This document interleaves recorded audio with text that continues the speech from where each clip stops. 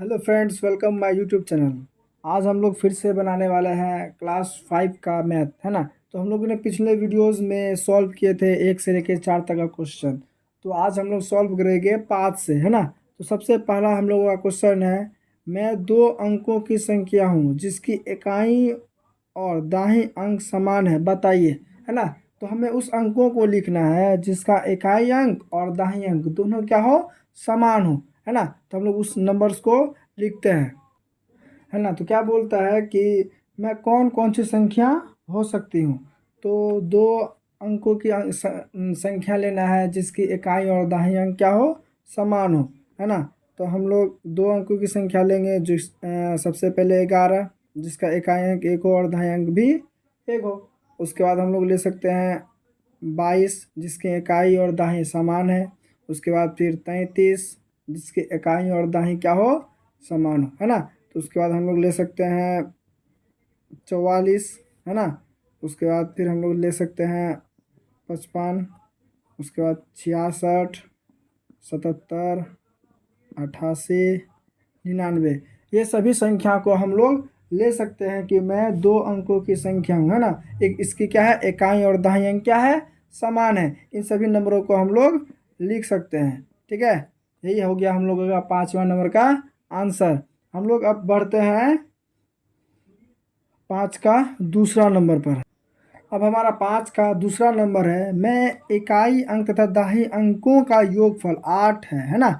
मैं कौन सी संख्या हो सकती हूँ। वो बोलता है जैसे कि 8 का योगफल 8 है, ठीक है। तो हम लोग को इकाई अंक ऐसा लेना है, दाहिनी अंक ऐसा लेना है जिनका जोड़ क्या हो सके, 8 आ सके, ठीक है। तो हम लोग अगर हम दाहिनी अंक 4 लेते हैं तो इकाई अंक भी अगर 4 लेते हैं तो इनका जोड़ क्या हो जाता है, 4 4 8 हो जाता है।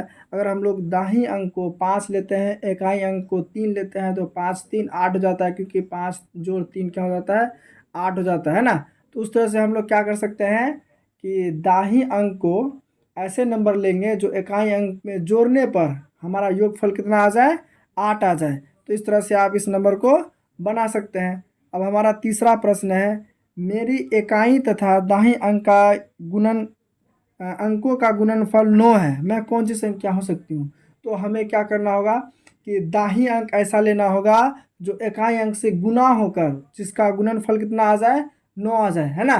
तो हम दाहिनी अंक को क्या ले सकते हैं, 3, क्या ले सकते हैं, 3। उसी तरह से हम लोग इकाई अंक को भी ले सकते हैं 3, क्योंकि दाहिनी अंक और इकाई अंक का दोनों को गुना करने पर क्या आ जाता है, हमारा 9 आ जाता है, ठीक है। और हमारा अगला छठा प्रश्न है, मैं 40 से बड़ी और 60 से छोटी संख्या हूँ, मेरे इकाई का अंक दाहिनी अंक से दुगना है, बताइए मैं कौन सी संख्या हूँ। तो हमें ऐसे नंबर को लेना होगा जो 40 और 60 के बीच वाला नंबर होना चाहिए और उसकी इकाई अंक जो है वो दाहिनी अंक से दुगना होना चाहिए। तो हमें ऐसी संख्या लेनी होगी। तो चलिए इसको हम लोग सॉल्व करते हैं। अब हम लोग इसको बनाते हैं ना। ये क्या बोलता है, 40 से बड़ी होनी चाहिए और 60 से कम होनी चाहिए और उसका इकाई अंक जो है दाहिनी अंक से दुगना होना चाहिए, है ना।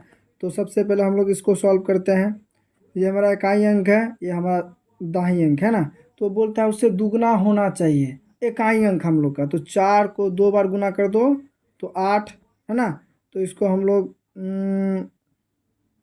क्या लिख सकते हैं, 48 लिख सकते हैं ना।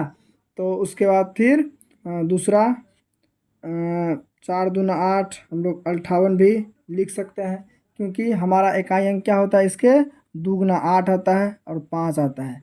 तो अब इसको 0, तो 6 दूना 12 नहीं, क्योंकि यह 60 से ज़्यादा चला जाता है। तो हमें इन्हीं दोनों नंबर्स को क्या करना होगा, लेना होगा, जिसकी इकाई अंक से क्या होगा, ये 4 गुना होना चाहिए इकाई अंक, ठीक है। इकाई अंक में क्या होना चाहिए, 40 से ज़्यादा होना चाहिए और 60 से कम होना चाहिए, ठीक है। तो इसी तरह से हम लोग क्या करेंगे, इन दोनों नंबर्स को लिख सकते हैं कि यह 40 से बड़ा है और 60 से छोटी से कम संख्या है, ठीक है। और वह इकाई अंक जो दाहिनी अंक के दुगने हैं। तो 4 है, 4 को 2 बार गुना कर दो 8 हो जाता है और वह 48 आ जाएगा जो कि 40 के बाद आता है। और दूसरा आता है 58, है ना, यह 60 से काम आता है। तो ये 2 नंबरों को हम लोग क्या कर सकते हैं, लिख सकते हैं। अब हमारा अगला प्रश्न है, ऐसी संख्या लिखिए जिसके हजार का अंक 8, दाही का अंक 4 और इकाई का अंक 2 हो। हमें ऐसे संख्याओं को लिखना होगा जिसका इकाई हजार के संख्या पे 8 होनी चाहिए, दाही के संख्या पे 4 होनी चाहिए और इकाई के जगह पे 2 होनी चाहिए। लेकिन यहाँ पर नोटिस करने वाली बात क्या है, यहाँ पर मात्र 3 ही संख्या है ना। चलिए इसको हम लोग सॉल्व करते हैं। तो क्वेश्चन में बोला गया था हजार के संख्या पर, जैसे कि हम लोग यहाँ हजार, सैकड़ा, दाही और इकाई ऐसा था। तो हजार के संख्या पर क्या था, 8 है ना। तो दाही के संख्या पर था 4, इकाई के संख्या पर 2 है ना। इस तरह से तो हमारा 3 नंबर है, तो इसको इकाई दाही सैकड़ा ही पढ़ेंगे क्योंकि 3 क्या होता है, सैकड़ा के जगह पे ही होता है।